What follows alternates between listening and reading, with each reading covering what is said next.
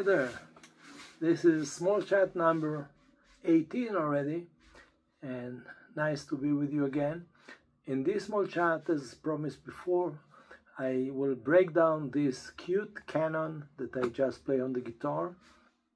Canon is a musical form that you have a melody, a tune, and as the tune starts, it restarts in another voice, and it goes one after the other. Like, for instance, this tune is in two halves. So half the bar, in the half of the bar, the same tune start again an octave lower. The tune is this one.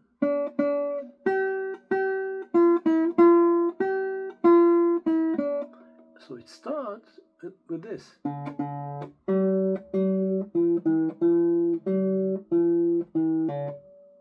You hear it's the same melody, but then it starts in a delay.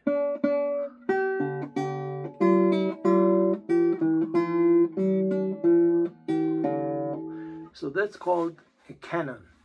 And actually, it was not written as a canon. It's a tune for our holiday, Hanukkah, the holiday with the 8 candles. And it's my discovery to find that a canon in half bar, it's called a stretto canon, will be appropriate. Stretto canon is when it's the second voice starts even before the first voice finished to say his first motive. For instance, if it were starting, let's say now, da dum dum dum. So you let the first voice finish up an idea, a motive, and then you start. But then here it starts right in the beginning, before. So it's called canon stretto. It is stretful. And what I want to address, beside of the, so I done nothing here. I just discovered that it's possible to do this canon. It's not a piece of cake to discover such discoveries, and it needs a lot of knowledge. Why? Because I wrote it down in 2 parts, okay, for guitar, and then let me show it in the video so you can screen it and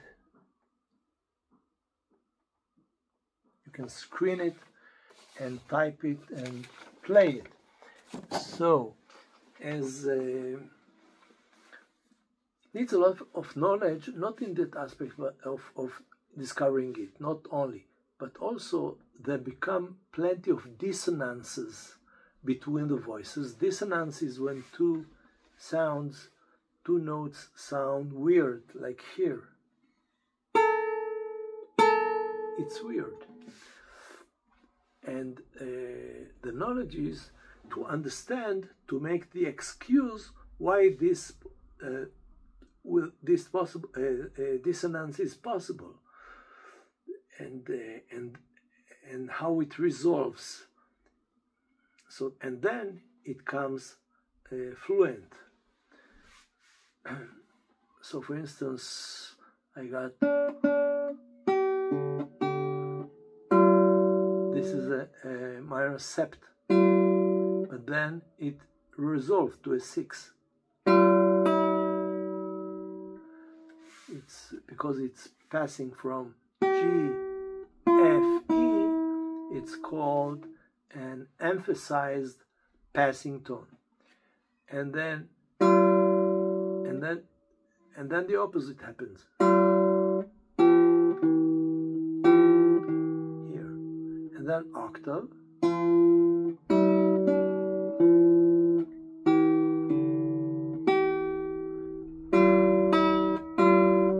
and here comes a very weird dissonance. It's F, E, which is major 7, and then E, F.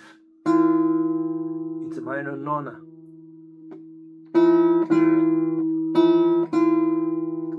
very weird. I was very suspicious about this one, but then it is going with the flow. Why? Because the two voices each of them has its own logic and beauty. So that's a discovery by Bach. He's the master of all music in general and of counterpoint in particular. And the discovery of Bach, that if you have two voices that are very logical and very beautiful, and in certain point they come very dissonantic, it will be good. So here, if you take it only this literally, like, it's weird. But then if it goes, that's the line. That is the line.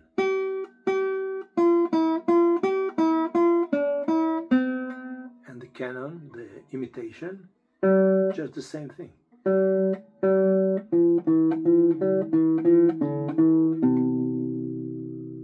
So together.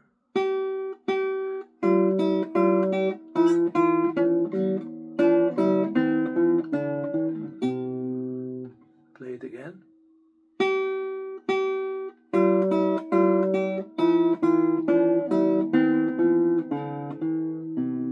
And as this bass is doing this, of course the principal tune start the repeating from the beginning. So it's very beautiful. This voice, the low voice ends and the top voice starts all together.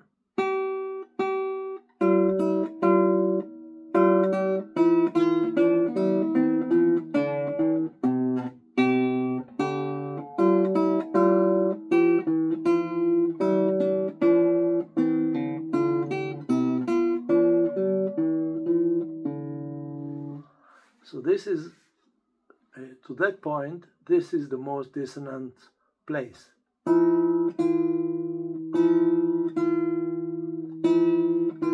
you get used to it, it's beautiful. It's because of the distance between the voices. And then comes the second part. And this is a very beautiful part. It's all syncopated. It's half bar syncopation and the other half just two quarter notes. So when the principal part, the upper part is doing syncopation, the lower part is doing two quarter notes, and then the upper part is doing two quarter notes, then starts the lower part syncopation. So you hear all the time like a fight of syncopation. So just to play a little bit of it.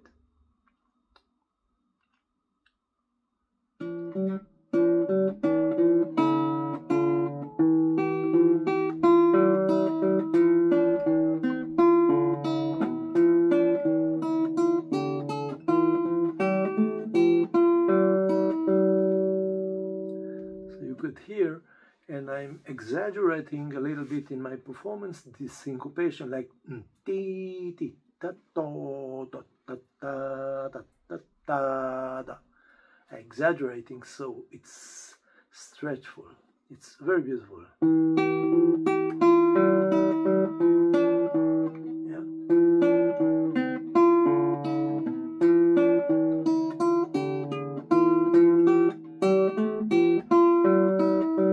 And then comes the breaking point, like it's all together, one B flat major chord.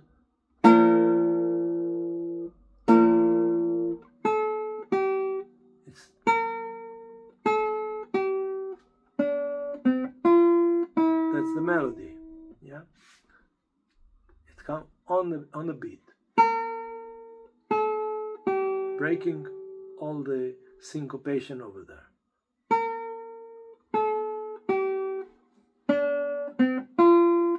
Back to last syncope, and then cadence, and repeating.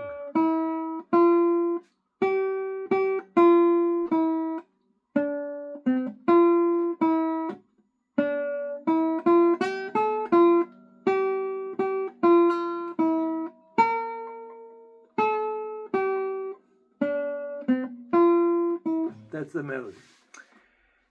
So in that point, sorry. So we got, I should have done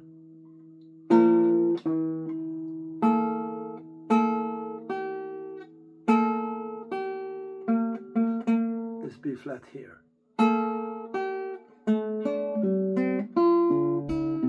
Yeah, but what I done is I took this lower voice, which is usually an octave lower than the principal tune. I put it up an octave higher, so as the melody goes, so the counterpoint should have been low B flat. I put this low B flat an octave higher, and it's like the climax of the tune. The climax comes here in the most dissonant place, and right after this huge chord comes with a high B flat, so it's a minor second, and then going back to its place.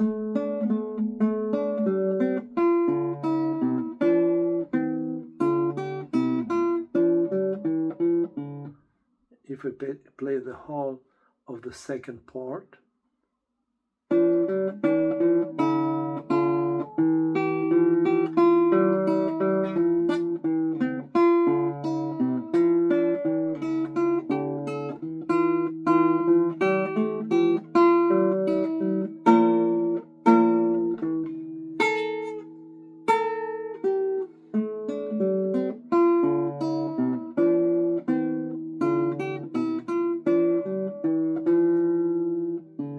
instead of doing the D minor chord, I end up with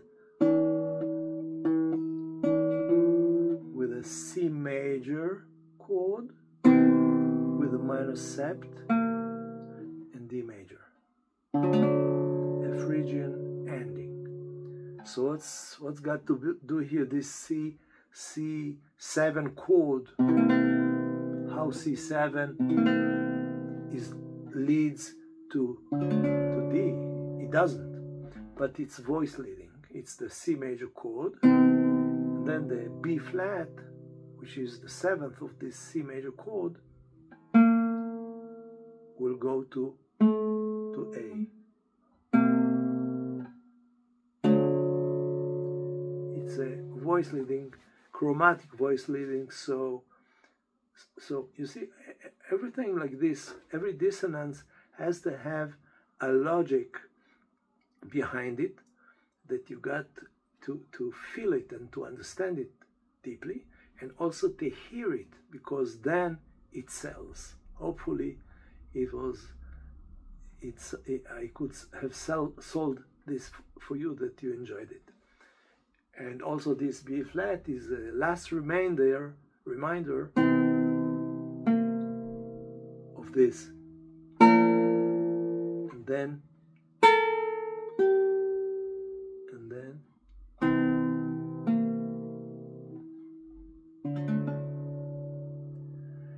okay, so that in general, hope you enjoyed it. You have also the screen that you screen the score. You can type it to yourself and then repeat the video and see it inside and enjoy playing it. Hope to hear your comments, and thanks for listening. Spread the channel, spread it on to whom you think it might help and make it enjoyable. All the best. Bye-bye.